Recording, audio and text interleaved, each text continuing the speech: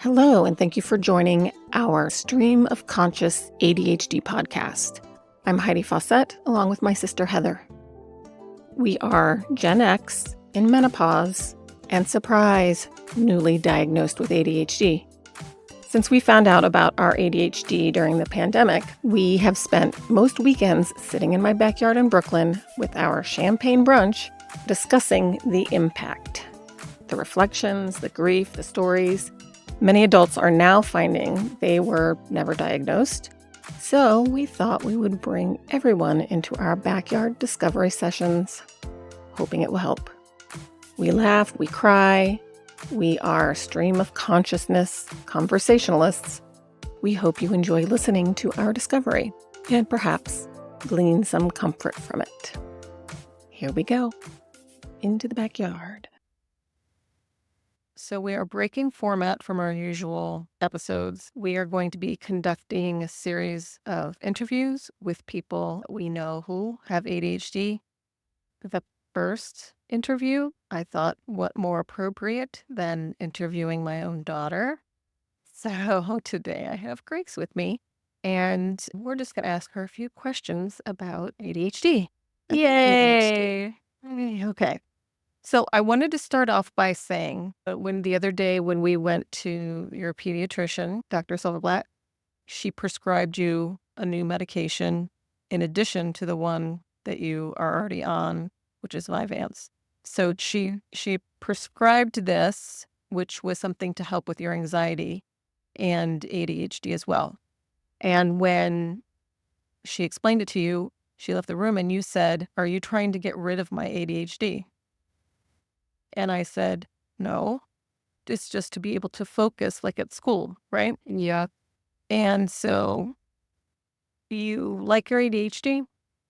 Yeah. What about it do you like? I can think in a different way than other people. And how do you know that? Because in math, when they say do this technique, I do my own technique because I cannot do the other technique. Is it the technique that the tutor taught you? No. You just figured it out yourself? No, it was something that I used to do always. Oh, all right. Okay, and you like being different like that? Yeah. Although once you figure out your techniques, it's much easier. And if you have teachers that teach that way, it makes it easier. That's why I'm trying to get more schools to teach different ways. Anyway, do you say to other kids, "Oh, I have ADHD"? Yes. Do kids say that to you? Other kids say to you, "I have ADHD"? No. They just come out with it. You just know? No, they at one point say it, but they don't say it like right as they meet. Do you say it right as you meet? Yes. Okay. And what do you think that they feel about that? I don't know. And you announce it so that they So they, understand? yeah. So they know So they know what? that I have ADHD. Right, but what is it that you think that you would do that they, now that they know you have ADHD, they would go, "Oh, that's okay. She's doing that because she has ADHD."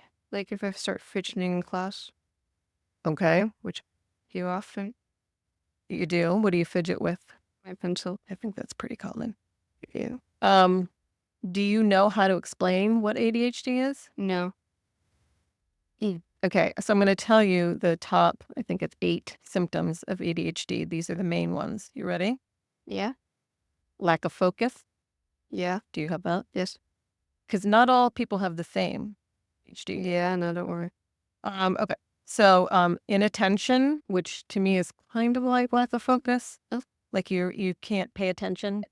Do you do that? Yeah. Poor time management. Yeah. Hyperfocus. Do you get so focused on something that you don't even realize time has passed, or you're so into it that you forget to do the dishes or come up for dinner or set a timer? You're so involved in focusing on something? That's hyperfocus. Wait, what? Do you ever do that? Are you not listening to me anymore? What? Did you hear any of it? No. Okay. So listen to me. Okay. Hyperfocus is when you're super, super focused on something that you don't even Yeah. know anything's going Yeah. on around you. Definitely. Okay, and what do you hyper focus on? She's pointing to her Mother. video games, Yeah. her Nintendo Switch. Okay, and so is there anything else that you hyper focus on, like when you're drawing for art or anything? Yep. You do hyper focus on that? Mhm. Sometimes. Anything else? No. No. No. Reading? No. No. Okay. Just asking. And then there's hyperactivity, which is feeling like you always have to move. Yep. Yep. Mm. Okay. Weak impulse control. Okay, so there's verbal, cognitive, which means thinking, motivational, and emotional. So verbal impulsivity is when you talk a lot and lack of inhibition around others. So you just say anything. Do you have that? Yeah. You do? You feel like you talk too much? Yeah. Okay. And there's no such thing as too much. No, there is. Oh, okay. Yapping. Who says you're yapping? Other people say that other people are yapping or I'm yapping. Oh, I see. Mm. Does Nico? Yes. Okay. Nico is her friend. That's cool. Okay. Then cognitive impulsivity, which means you're impulsive in decision making. Like you make decisions too quickly. You're not really contemplating like, oh, well, let me think about this. What would happen if I did this? I don't think you do that. I think you have hard time making choices, right? Mhm. You shut down sometimes. Mhm. You have too many choices, it becomes chaos. Motivational impulsivity, meaning like delaying rewards until the end of something, which gives you greater, it's called delayed gratification. So if I were to give you 5 M&Ms now, you could have 5 M&Ms now, or you can wait an hour and I will give you the whole bag. I will wait an hour. You will. Okay, good. Oh, but some people can't. They're just like, oh, no, no, no, no. Okay. And then emotional impulsivity is when, which is central to ADHD, is when you have just raw emotions, like poor self-regulation of strong emotion. Sometimes for you, I feel like it's when you become overwhelmed. You just kind of can't funnel it emotionally. Mhm. Do you feel like that? Wait, what? Do you think that you have a hard time sometimes regulating your emotions, What is regulating mean? controlling or monitoring? Yeah, no. I have a hard time. Okay, that's what I thought. Okay. And then there's the executive dysfunction, which is your executive function not functioning. It is not an official symptom of ADHD. However, if you experience signs of executive dysfunction, it suggests that you have ADHD or another medical condition, such as autism. And though they overlap, executive function is not referred to as ADHD. It's or vice versa. So, I know, struggle in a lot of the executive function areas. Has a hard time paying attention, holding information in working memory. Remember how you were saying you can't remember? Yeah. Switching from one activity to another. So these are all things that are in ADHD and executive function. But the things that are an executive function, which is not ADHD, you have, is problems remembering assigned tasks. Because so if I say like the multi-step directions, like if I say to you, hey, go downstairs and put on your shoes and then come up here and brush your teeth, you Forget. yeah, you miss some of the steps. Yeah. So that's just executive function. That is not even ADHD. But again, when we have ADHD, we usually have another, it's called a comorbidity, another condition. You have anxiety, which is why Dr. Silverblatt prescribed you that medication. By the way, how did you feel with it today? I don't really know. Oh, no. Okay. How's your appetite? Are you hungry? Yeah. Okay, well, that's good. Okay, and then the thing that is ADHD that is not an executive function symptom is doesn't seem to listen when spoken to. Yeah. This is when you don't have has trouble taking turns. You've never been that way. You've never been like What do you mean? you're not impatient. Like Here, you get to play with this for an hour and then share it. Here, you take a turn and then I'll take a turn. Something like that. Yeah. So when somebody asks you what is ADHD, now you know what some of the names of what you deal with. And you are on medication, but it doesn't change all of the things. It just is supposed to help you focus so you can do your studies. I don't care if you fidget or talk a lot or any of the other things. I just want you to be able to focus. And maybe the emotional stuff is hard on you, so that would be nice if that was. Yes. Okay, so let me ask you another question. So you said you like that you think differently. What do you dislike? I can't focus. It's hard for me to listen, and that's really it. So everything else is just fine. Okay, cool. She's giving me a thumbs up. Right. What is it like trying to listen to a teacher when you're not on medication? Like, It's really hard. I will not be able to. are you in your mind saying, Grace, listen, focus, listen? No. Are you just like noticing things around the room? Yeah, I'm noticing the things around the room and thinking of random things.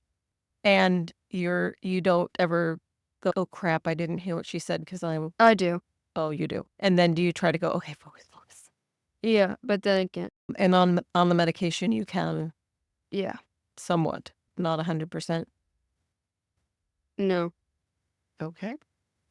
So we went through ADHD and then the comorbidities, which is another condition that exists with ADHD. One of the big ones is anxiety, which Mm-hmm. you have shown symptoms of, excessive worry that goes with anxiety, headaches, stomach aches, panic attacks. That's all anxiety. Yeah.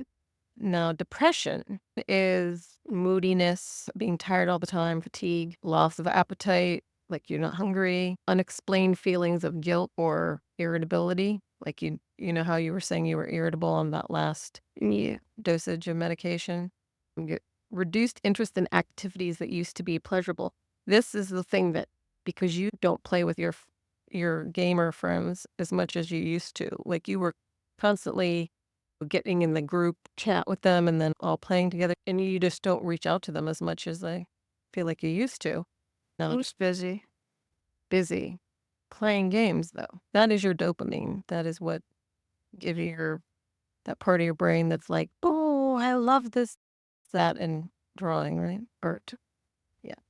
And inappropriate anger, sleep disturbances, feelings of worthlessness. These are all under depression. One of my big things is that I used to get really angry and used to not be able to calm myself down. Sure, you remember sometimes when I've yelled and Yeah. just felt like my mind was gonna snap because couldn't handle it. Do you ever feel that way? Yeah. But no. If you say yeah, then you say no. That's the opposite. It's hard to explain of what I feel. So when you feel the anger, what do you do? I don't do anything. I literally just don't even get angry. I don't show it. I just sit there. And fume? Yeah. So there's emotional things that are like mood disorders and sensitivity to rejection, like being rejected, sensitive to that. No. Well, I was going to bring up being rejected by Alex, that he did not want to be your friend anymore. No, that's not rejection. Yes, it is. No, it's not. What is rejection? It's someone if you ask something for someone and they say no to it. Yeah, That's rejection. yes. But when somebody rejects you as a friend, that they're rejecting you. Oh. Anyways. Okay. So then there's behavioral ones. You were never like a misbehaved child. So in the learning disabilities, I think that you don't have learning disabilities, you just learn differently. And I think math was the perfect example of that. Language, difficulty understanding what is said, or difficulty organizing thoughts and finding the right words when speaking. I think you have this and you just did it. You say it's hard to explain. I don't know how to Yeah. explain it. And so that is what they're saying here, difficulty organizing thoughts. You can organize thoughts and you just can't find the right words to express it. Can you just say a random word that kind of fits it? There are no words. No words for what? What you were trying to say, you don't know how to explain it when you said yes and no to the anger thing. No, there's no word. Interesting. Okay. So you know what dyslexia is, right? Kind of. Like when you see or write words with the letters in the wrong. Oh, yeah. Do you do that? Yes. I've noticed that when we play that game and I say the words, spell it out and often go to the wrong one. And then there's something similar to it, but not with reading, with the concepts of math and calculations. So that's dyscalculia. And then dysgraphia is difficulty with handwriting and fine motor skills. So you have that a bit. Your handwriting has gotten much better, but your motor skills, that's kind of always been an issue. That's why you were in OT that time. That's another one of your comorbidities. And then, your trauma, your gut issues, sensory processing. You had the auditory processing disorder, but that was fixed, right? Which?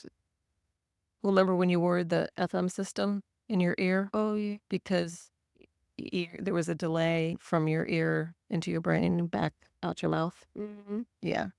And then you have overwhelmed by certain things. If it's too bright in the room and you're like, can you turn the lights off? That kind of thing. You don't like to have tags on clothes or anything like that. You don't like scratchy things on your skin. No, I like those now. Yeah, except for hair. Hair sucks.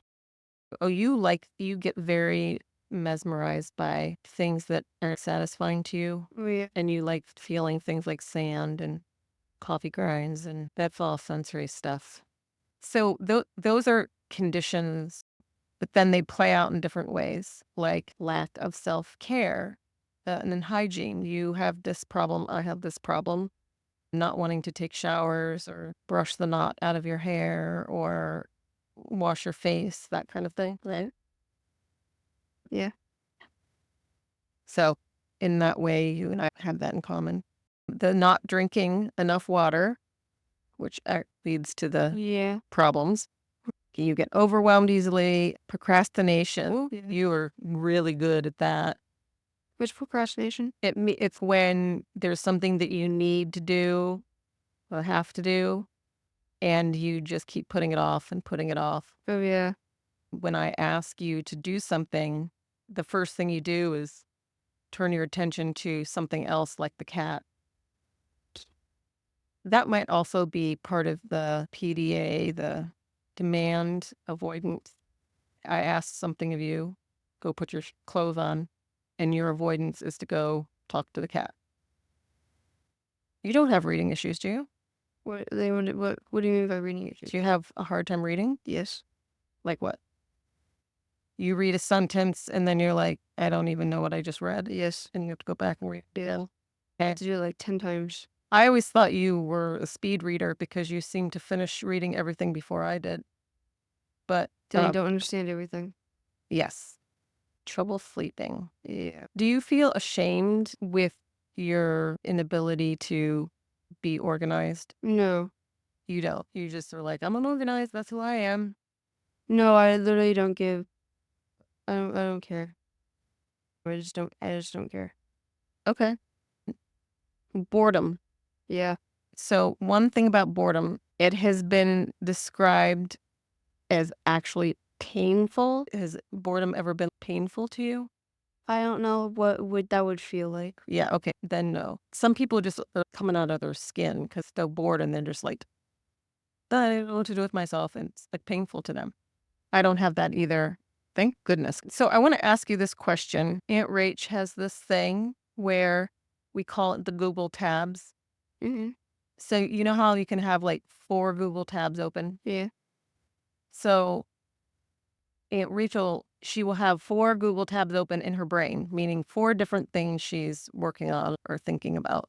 Yeah. And she said that she can actually, in her mind, work on them, the different No. tabs. No. Not that's not me. Okay.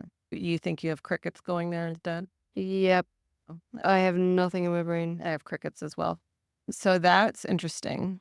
And music helps you. Yes. Music, and this is really interesting to me. And I do want to try doing the recommended music. I know you like to listen to your music, but one day I just want to do a little experiment on the it's classical music like Vivaldi and Beethoven, and so we will try that. And then eye contact. When people talk to you, do you look at them? When you talk to people, do you look at Well, actually, sometimes I don't look at them, but sometimes I do. Sometimes I don't look at them when I'm talking, but sometimes I do. See, you're looking away from me now. You looked at me and then you were Yeah, like that's what I'm in your saying. head, you're processing your words, yes? Yeah, And you look away to do that. yeah. Yeah, I'm the same way. And there's always been this thing, actually, Heather and I talked about this in one of the episodes, where it's considered impolite to not look at someone. And Mm-hmm. for us, we are able to function better if we're not, because we can actually hear what they say. Sometimes if you're looking at someone and they do something that is distracting to you, all of a sudden you're not hearing them anymore because you're so distracted by whatever they did. Do you need like lists? Like if you No.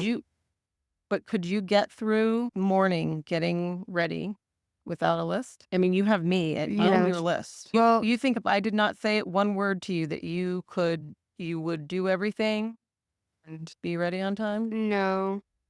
Would you remember to do everything? Yeah, well, no, but yeah. Like if you had all the time in the world, would you remember everything? Yes. Okay. Well, that's good. You just need to not space out. Yeah.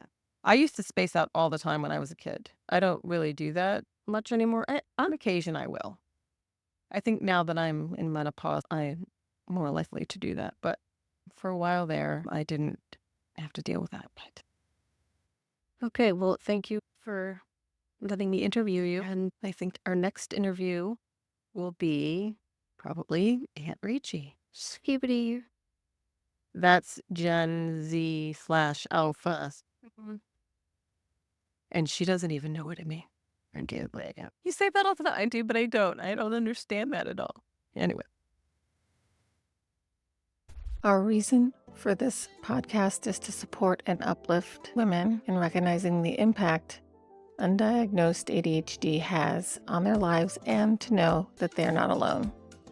Discovery and grieving for what life could have been if we had only known and had help can be hard sometimes.